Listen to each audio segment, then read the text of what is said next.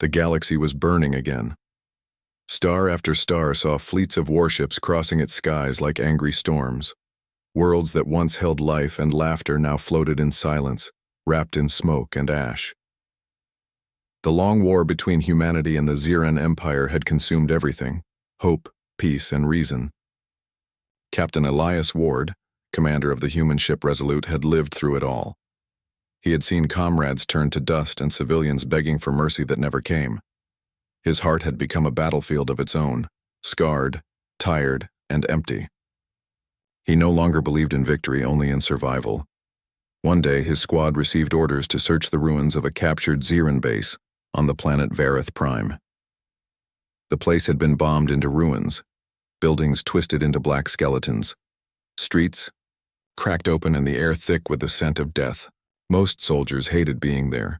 The silence of the dead city was worse than gunfire. Elias walked carefully through the wreckage, scanning for traps or survivors. His armor was scratched and his rifle heavy, but his eyes were sharper than ever. The wind carried the soft hum of broken machines, and somewhere far away, something metal clattered. He thought it was just debris, until he heard it again, a sound that didn't belong to war. It was small, fragile, a cry.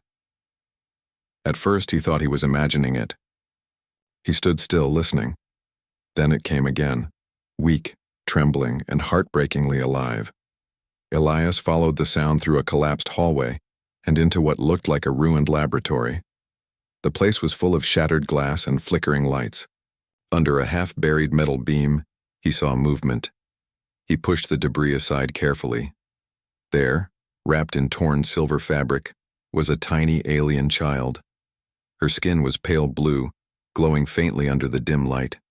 Her eyes, large, crystal-like, and full of fear, looked straight at him. She was barely breathing. Elias froze.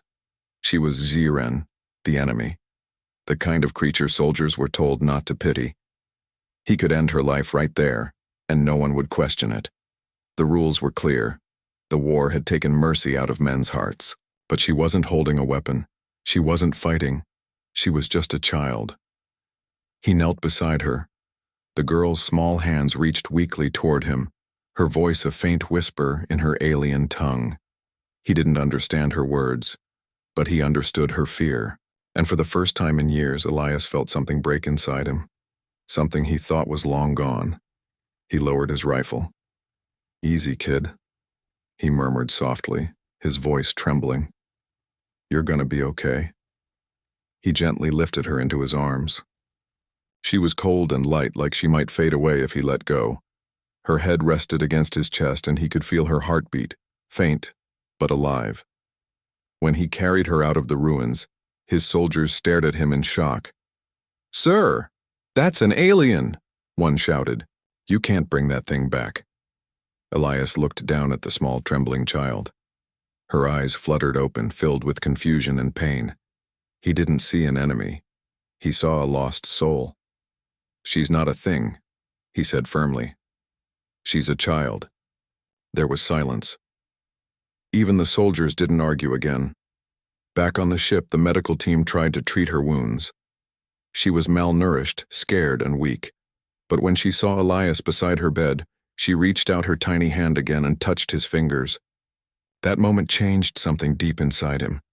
The captain who once fought to destroy her kind now found himself fighting to keep one alive. As he watched her sleep, he whispered to himself, "I don't even know your name, but I promise I'll keep you safe." And in that promise, born among ashes and ruin, the first fragile thread of peace began to form, between one human heart and one alien child. The little alien girl stayed in the medical bay for many days. Machines hummed softly beside her, keeping her warm and breathing. Captain Elias Ward came to see her every morning before duty and every night before sleep. At first, she would hide her face when he entered. She was scared of everyone, the humans, the bright lights, the strange voices. But Elias never left, food too far from her bed, and always spoke gently, even when she didn't understand. "You're safe here," he told her softly one evening, sitting beside her. "No one's going to hurt you." She blinked at him, her crystal blue eyes glimmering. Slowly, she reached out and touched his hand. Her skin was cool and smooth, almost fragile. Elias didn't move. He just smiled, and for the first time, the girl didn't pull away. Days turned into weeks. She began to recover, walking a little, eating more, and watching everyone with quiet curiosity. The crew started calling her the captain's alien kid. Some laughed about it. Some whispered that Elias had gone soft. But he didn't care. When she first tried to speak, her words were a mix of human and alien sounds. "Duh," she said one morning, holding out a piece of fruit to him. Elias didn't understand at first. "Duh?" he repeated, confused. She nodded eagerly, smiling. "Duh!" The crew burst out laughing softly, but Elias didn't. His heart felt heavy and warm at the same time. It had been years since anyone had called him something close to father. He smiled gently and accepted the name she gave him. From that day, everyone on the ship knew her by one name: Lyra. Elias chose it himself. It was the name of a constellation, a small, shining cluster of stars that humans used to guide lost travelers home. "She deserves a name that means light," he said, "because she came from darkness." Lyra learned fast. She followed Elias everywhere, curious about everything. She would tug at his coat, point at strange tools, or mimic how he saluted the soldiers. The crew, once uncomfortable with her, began to soften. Some even smiled when she passed by. There were nights when Elias sat alone in his cabin, and Lyra would quietly sit on the floor beside him, humming soft alien tunes. Her voice was beautiful, sad, and sweet. It reminded him of Earth lullabies his mother used to sing long ago. Sometimes in the middle of the song she would stop and look at him. "Duh," she would whisper. "Bad dreams." And he would lift her up into his arms. "You're safe now, Lyra, I promise." He didn't know if she understood all his words, but she always smiled before falling asleep. Months passed. The war still raged outside, but aboard Resolute, a small miracle had taken root.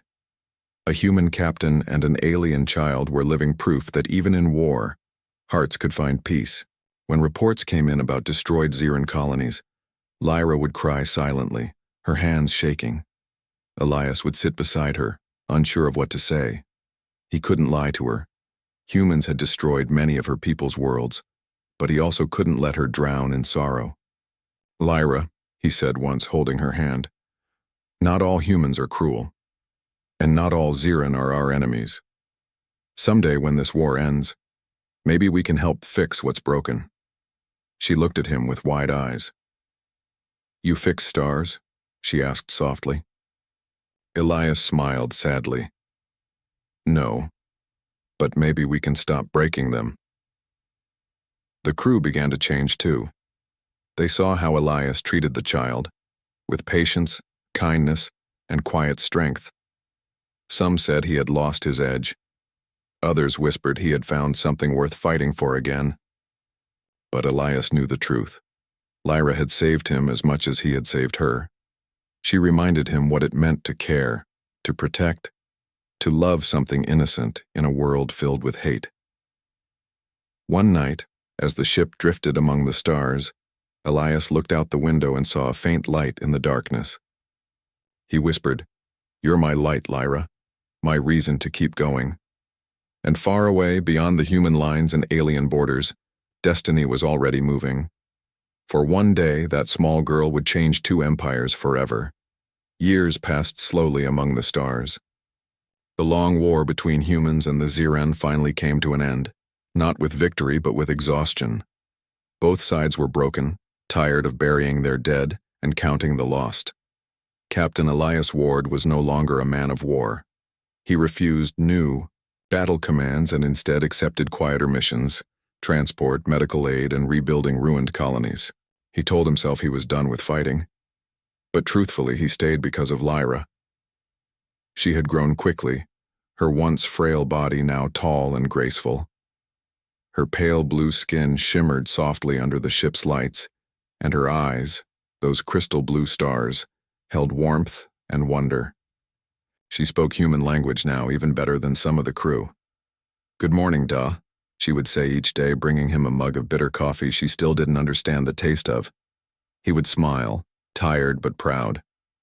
"Morning, Star." To the crew, Lyra had become family.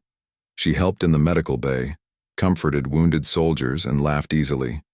The war had hardened every soul on that ship, except hers. She carried light where no one else could. Sometimes she asked about her people, the Ziren. "Do they hate us, Da?" she asked once while watching the stars pass outside the viewport. Elias paused before answering. "They hate the war, not you."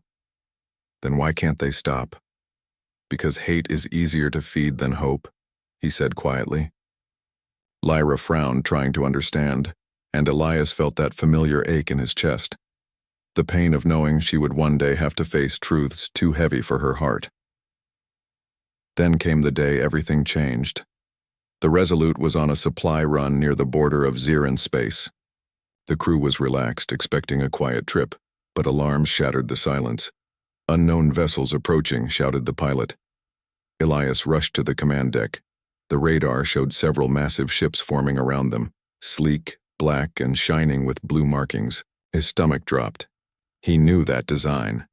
"Ziren Royal Fleet," he whispered. The enemy had found them. Before the crew could act, a voice thundered through the communication system, a deep, commanding tone that "To everyone freeze. This is Queen Valora of the Ziren Empire. You are trespassing in royal territory. Power down your engines and prepare for boarding." The crew looked to Elias, waiting for orders. His hand hovered over the weapon controls, but then he looked at Lyra. She stood at the doorway, fear in her eyes. "Da?" she whispered.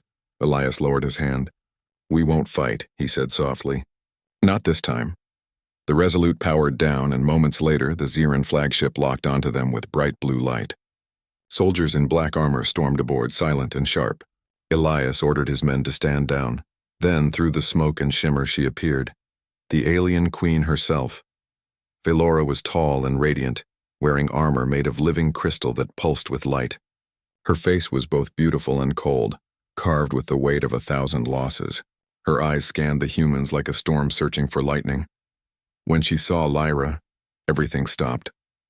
The queen's breath caught. The soldiers froze. The air seemed to hum.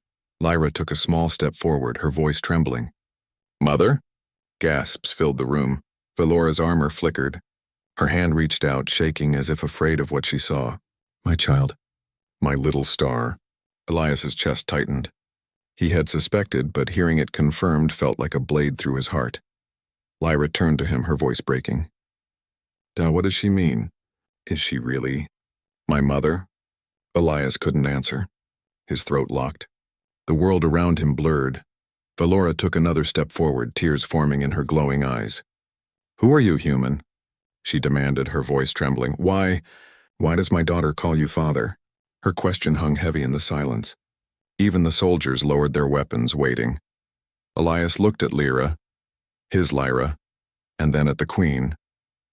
He knew the truth he would have to speak would break something inside him, but he also knew that love, once born, could not be taken back. For a long moment, the ship was silent. Every human and Ziren soldier stood frozen, caught between disbelief and confusion. The only sound was the low hum of the engines and the soft breath of the queen as she stared at the girl she thought was lost forever. Queen Valora took a slow step forward. Her armor gleamed under the light, but her eyes were trembling. "It cannot be," she whispered. "My daughter was taken from me years ago. She was declared dead." Lyra looked frightened and lost. "Da," she said softly, looking at Elias for comfort. "Why is she calling me daughter?" Elias felt a deep ache twist inside his chest. He had always known that someday this moment might come. He just hadn't expected it to hurt so much. He swallowed hard and forced himself to speak. "Because she is telling the truth, Lyra. She is your mother." The words hit like thunder. Lyra blinked, confused, and turned back to the queen. "You're my mother?" Valora's hands trembled. She knelt down, lowering her proud head until she was level with the girl. "Yes, my little star. I thought you were gone forever." Her voice cracked, filled with pain and joy at once. Tears glimmered in Lyra's eyes. She reached forward, uncertain, and the queen pulled her into a trembling embrace. For a heartbeat, the galaxy seemed to stop spinning. But when Vaelora looked up again, her eyes hardened. Her voice became sharp and cold. "You," she said, pointing at Elias. "You had my child. You kept her hidden from me. Tell me why." The soldiers raised their weapons again, but Lyra stepped protectively in front of Elias. "No! Don't hurt him!" "Lyra," Vaelora said softly. "You don't understand what he's done." "No," Lyra cried, tears streaming down her face. "You don't understand. He saved me. He's my father." The words struck the queen harder than any weapon could.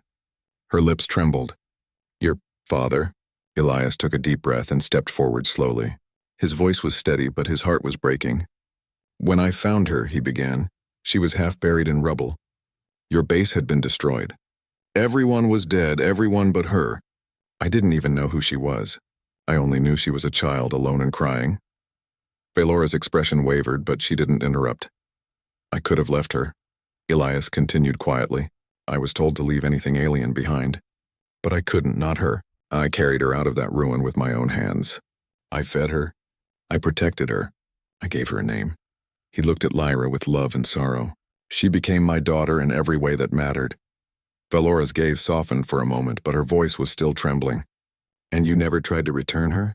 You never thought she belonged with her own people?" Elias nodded slowly. "I didn't even know who she truly was. She was too young to remember anything. By the time I learned enough to guess, she had already become my world. How could I give her up when I was the only home she knew?" Lyra clung to him, crying quietly. "He's my Da. He's the one who loved me when no one else was there." The queen's composure cracked. She looked between the man and the girl, the enemy soldier who had raised her child and the daughter who loved him as a father. Her breath came in shaky gasps. Why does she call you father?" she whispered again, almost to herself. Elias looked straight into her eyes. His own were wet with unshed tears. "Because I was the one who answered when she cried for one." The words hung in the air like something sacred and painful. Even the soldiers lowered their weapons, unable to meet the captain's gaze. Vaelora said nothing for a long time. Her hand rested gently on Lyra's shoulder, her heart torn between gratitude and grief. The man before her had taken her child, but he had also given that child a life. And for the first time in many years, the proud alien queen didn't know whether to thank a human or hate him. The queen stood silently before him. The hum of the ship seemed louder than ever, echoing through the tense air. Lyra stood between them, her small hands clutching Elias's coat as if afraid either side might disappear. Queen Vaelora's eyes were full of storms, anger, sorrow, and confusion. For years she had dreamed of her lost daughter. For years she had cursed the humans for their cruelty. Now she found her child alive, calling one of them father. It felt like a wound she didn't know how to close. "You raised her," Vaelora said finally, her voice trembling. "You, a human soldier who fought against my people." "Why?" Elias looked at her quietly. His face was tired, lined with scars of old battles, but his eyes were calm. "Because when I found her, she wasn't a soldier. She wasn't an alien. She was just a scared child who needed someone." "You should have brought her to us," the queen said sharply. "I didn't know who she was," he replied softly. "All I knew was that she would die without help. I had seen too much death, too much hate. I couldn't let her be another name on the list." Vaelora's lips trembled. She wanted to hate him, but his words pierced something deep inside her. She remembered the day she lost her daughter. The fire, the screams, the darkness closing in. She remembered the empty cradle, the hopeless search. Elias continued, his voice low. "The day she smiled for the first time, I forgot what war even was. The day she called me Da, I remembered what being human meant." He took a slow breath. "You ask why she calls me father. It's because no one else did. Because I was the one who stayed when she cried. Because she learned what love was in my arms." Lyra's eyes filled with tears as she turned to her mother. "He's not the same as the others, Mother. He never hurt me. He loved me like you would have." Vaelora's heart ached. She looked at the man before her, the enemy, and saw something she hadn't expected. Truth. He wasn't lying. He wasn't proud or boastful. He was simply honest. "You loved her?" she asked softly. Elias nodded. "More than anything." The queen lowered her gaze. "Do you know how many years I searched for her? I sent fleets to empty planets. I tore through ruins looking for any trace. And all that time she was here, with you.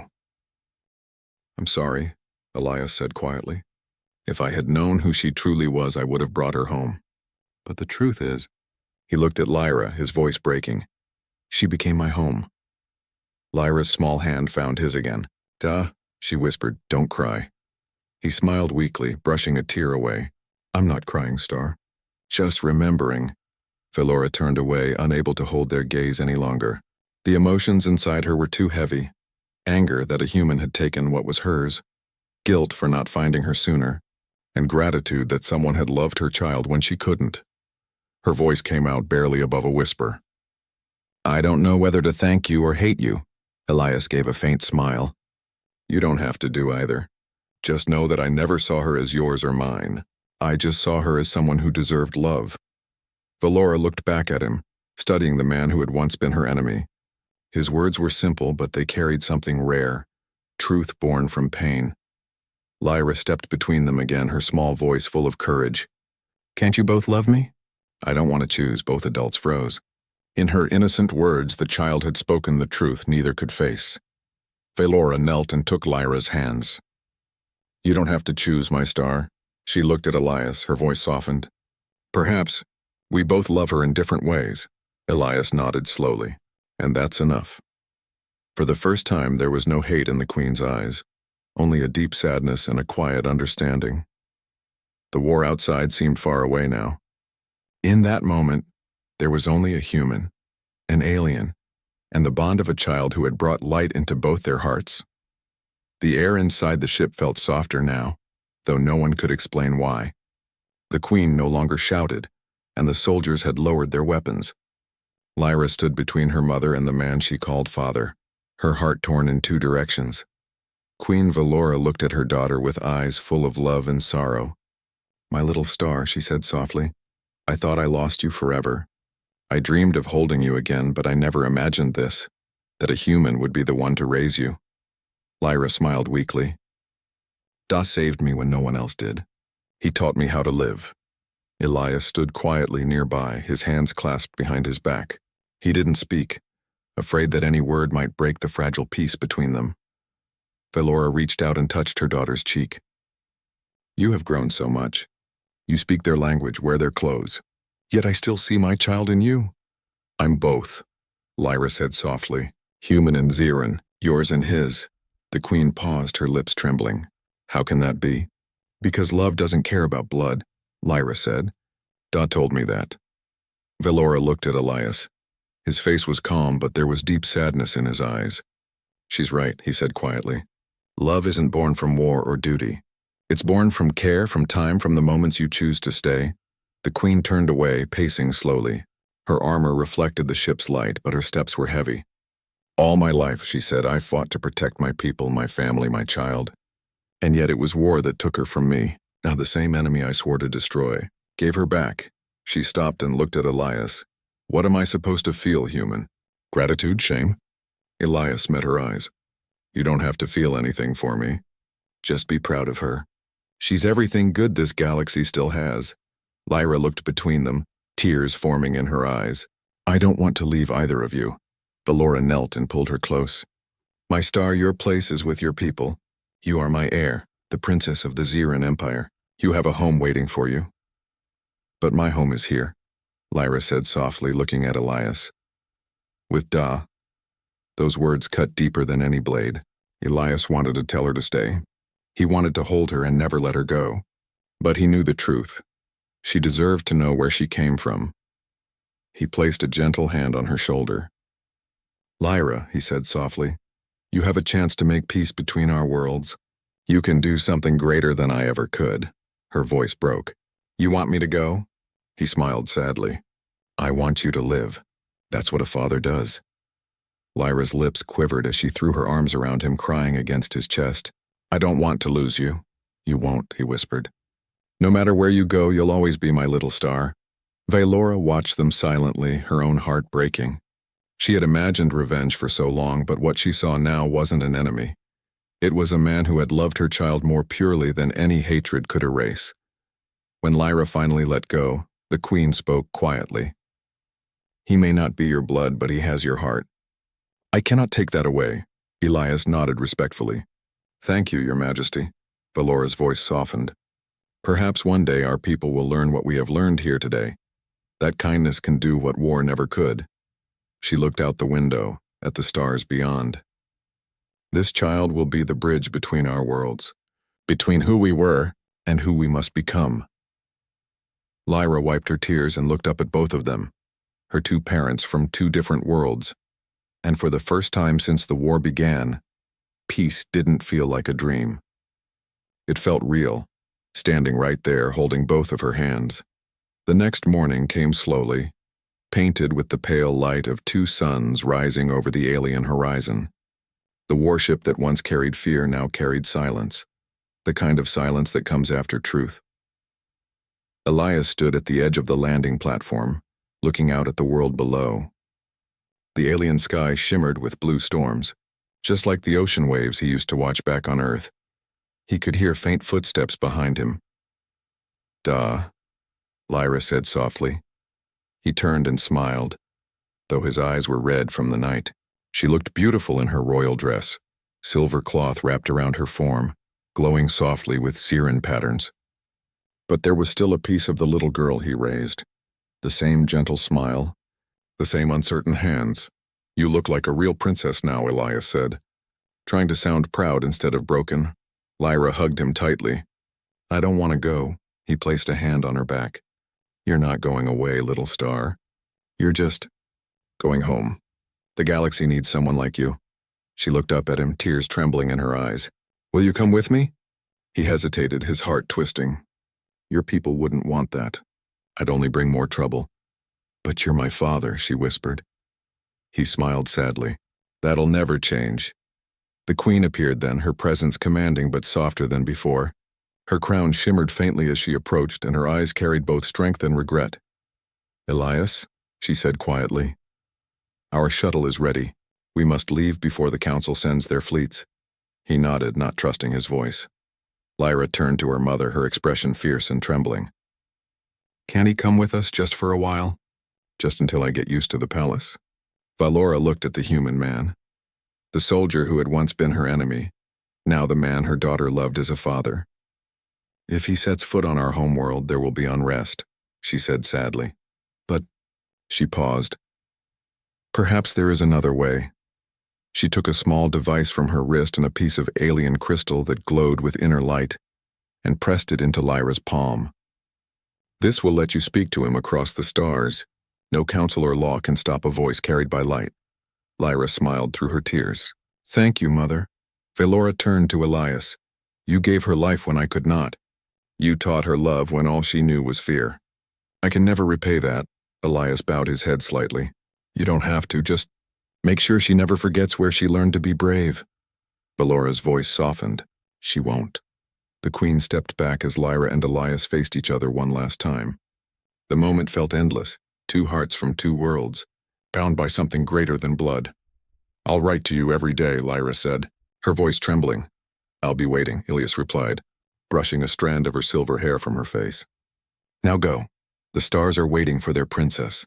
Lyra hugged him one last time, tighter than ever before. "I love you, Da." He closed his eyes, holding her close. "I love you too, my little star." When she pulled away, she was crying, but smiling too. The queen led her toward the shuttle. The engines began to hum, bright light filling the hangar. Elias stood there, watching as the ramp closed and the ship lifted into the sky. For a long time he stood alone, staring upward as the light faded into the clouds. The wind carried the faint echo of Lyra's laughter, and for a moment it felt like she was still there beside him. He whispered to the sky, "Be strong, Lyra, make them see what love can do." And somewhere, beyond the stars, a young alien princess looked out her window and whispered back, "I will, Da." That night, across two galaxies divided by war, one small voice connected them. A daughter calling her father, a queen remembering her enemy as a savior, and a man who had turned hatred into hope. The story of the human and the alien child would become legend, and in the silence of space, peace finally began to speak.